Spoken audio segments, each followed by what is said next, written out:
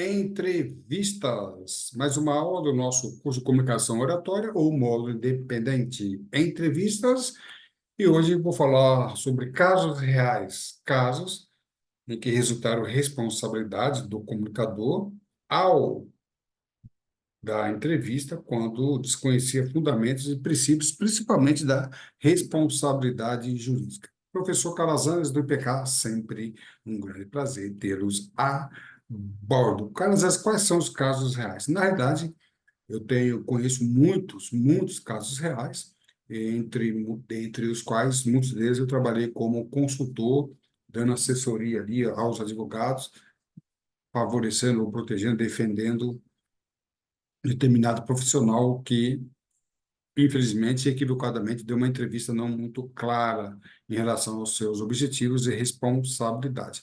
Eu vou citar dois casos aqui de jornalista esportivo, um caso de jornalista esportivo e outro de gerenciador de crise. O jornalista esportivo, na realidade, existem vários repórteres ou jornalistas esportivos respondendo por crimes, né?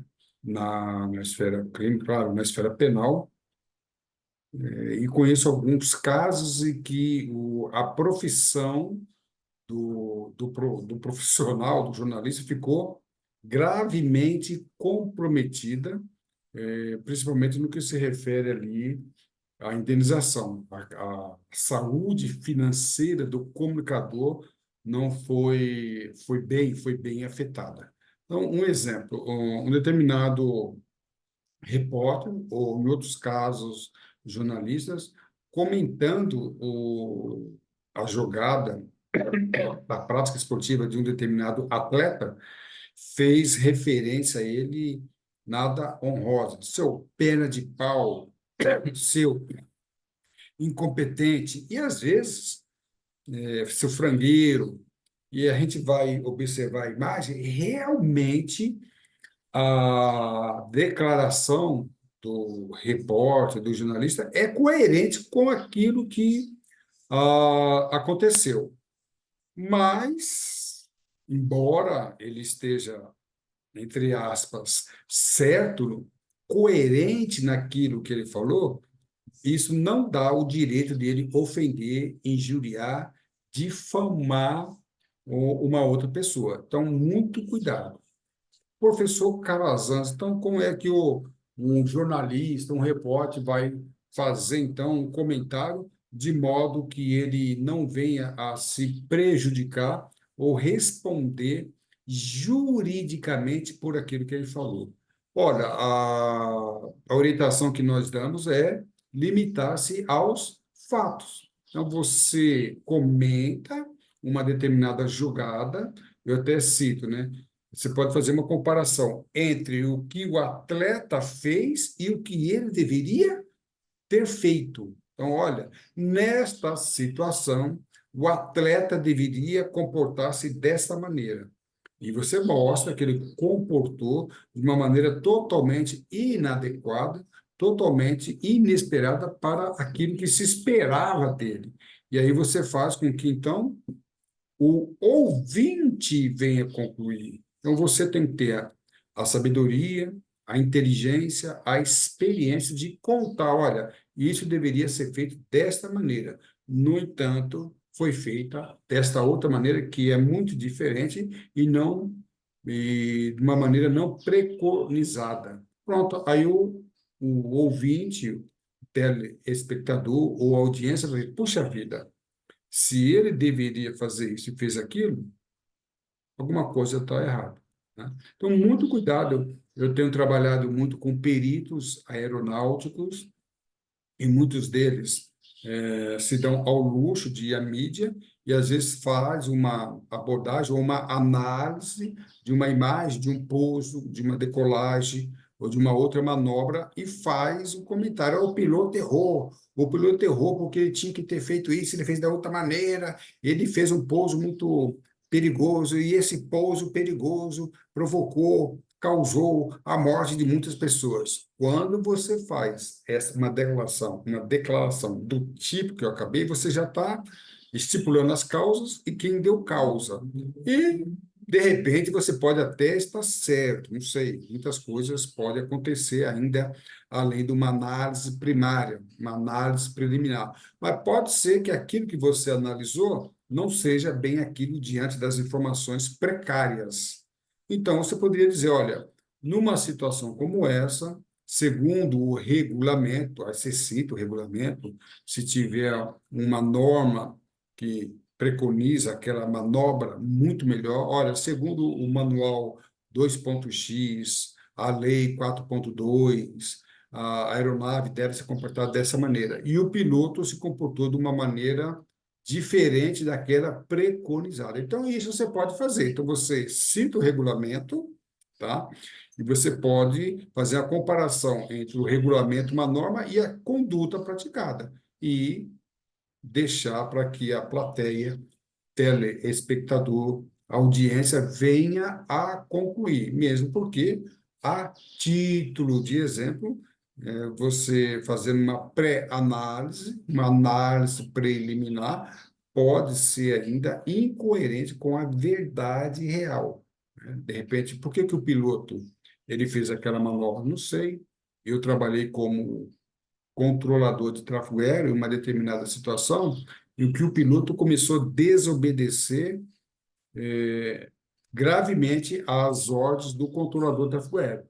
Então, o piloto cometeu infrações ou desobediências? Não sei. Naquela situação específica que eu trabalhei, o piloto foi sequestrado e estava com a arma na cabeça do sequestrador.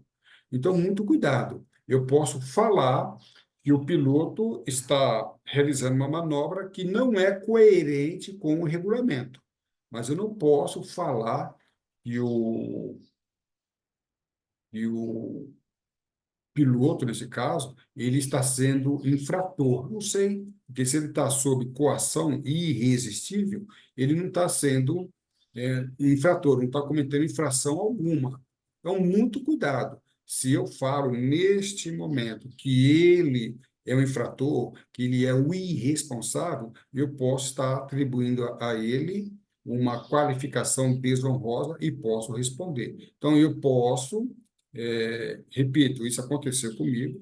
Numa pré-análise, eu poderia falar que ele é um infrator, que ele é um irresponsável, quando a origem de toda a circunstância é uma conduta criminosa de uma outra pessoa que não é do piloto propriamente dito. Então, muito cuidado, né? E se eu fizer uma análise dessa, eu posso, sim, responder posteriormente por uma ofensa que eu fiz ao piloto. Então, o jornalista esportivo ele comenta os fatos. Vamos comentar os fatos e deixar que a audiência, a plateia venha concluir. E muitas vezes não há ainda condições para se concluir nada, porque as informações são precárias. Isso em relação a muitos assuntos. Então, eu vejo uma mulher agredindo outra mulher, um homem agredindo uma outra pessoa, é até matando. E que ele cometeu crime, que ele cometeu homicídio, não sei, de repente esse homem estava em legítima defesa, ele foi atacado por uma faca e desferiu tiros no seu agressor. Então, eu não posso falar que ele está cometendo crime. Depois de analisar, fica comprovado que ele estava em legítima defesa. Então, eu vou me limitar aos fatos. Olha, B desferiu 5 tiros em A. Pronto, eu posso falar completamente. Você pode fazer uma análise, você pode resumir-se aos fatos. B desferiu 5 tiros ou B desferiu 2 tiros em A. E será que ele foi um criminoso? Ele cometeu um homicídio ou foi uma conduta de legítima defesa? Então, muito cuidado para nós não, no nosso imediatismo de Facebook, do WhatsApp, de Instagram, TikTok, onde as informações são parciais, não são completas, não nos dá condições de definir, ok? Gerenciador de crises. Eu estudei um acidente aeronáutico que uma determinada empresa, fabricante de avião, os aviões que elas fabricavam, sofreu o acidente. E na primeira entrevista, na primeira comunicação, os diretores, engenheiros, sem saber de nada, não tinha como saber nada sobre as causas do acidente, e imputou culpa à operação. Ora, as nossas aeronaves são impecáveis, as nossas aeronaves têm projeto de construção impecável, e esse acidente só pode ter sido causado porque o piloto foi negligente, o piloto foi imperito, o piloto foi imprudente, sem que nenhuma dessas conclusões dava para chegar dias ou um dia após o acidente. Então, cuidado, quando um entrevistado, ele dá uma entrevista isentando-se de culpa, isentando-se de responsabilidade, isso é temerário. Né? Mais temerário ainda quando ele imputa responsabilidade, imputa culpa a outras pessoas. Tá? Então, ele tem que. Eu sou gerente de uma empresa, sou diretor de uma empresa aérea, por exemplo, e uma das minhas aeronaves sofreu um acidente. Eu vou me limitar aos fatos. Recebemos uma notícia, hoje pela manhã, que uma aeronave tipo Airbus, A320, voando do Rio de Janeiro para São Paulo, sofreu um acidente e não temos ainda informações sobre as vítimas. Estamos aguardando um, uma melhor mais informações para detalharmos o caso. Pronto, é o suficiente. Mas, de início, colocar culpa em alguém, né, ou isentar-se de culpa, isso é temerário. Mesmo porque, quando a pessoa começa a isentar-se de culpa, isso não é bom. Eu estou dando um exemplo aqui na área da aviação, na área do esporte, mas isso vale para toda e qualquer área. O gerenciador de crises, isso é importante. Eu até mesmo o repórter aí, jornalista esportivo, repórter esportivo, ele tem que limitar-se aos fatos. Culpa, responsabilidade, nexo causal, isso aí é para promotor, para delegado, para juiz, advogado, não é responsabilidade nossa. A menos que uma pessoa vá falar quando parte do processo, ou às vezes um promotor, um juiz, um delegado, até mesmo um gerente, um colaborador, um diretor, pode fazer uma referência a um processo judicial. No processo judicial, A e B foi acusado pelo Ministério Público por ter praticado uma conduta criminosa na modalidade de imperícia, imprudência, pode ser. Então, ele não está fazendo juízo de valor de si próprio. Ele está reproduzindo uma informação oficial. Aí tudo bem. Então, o delegado indiciou por homicídio culposo.